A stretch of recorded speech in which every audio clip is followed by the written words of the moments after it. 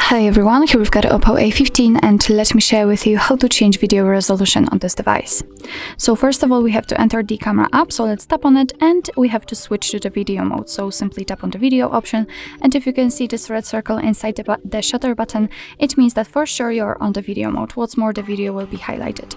So right now we can enter the settings, which are in the right upper corner, so let's tap on this option. And as you can see here in the video section, we've got video resolution, so just tap on it. And in this model we've got only two different options from which we can choose. Right now we've got a 1080p option applied. This option is marked, so it means that for sure it is applied.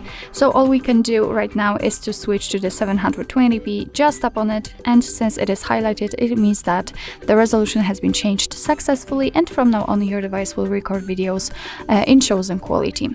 So actually that's all. This is how to change video resolution in your Oppo A15.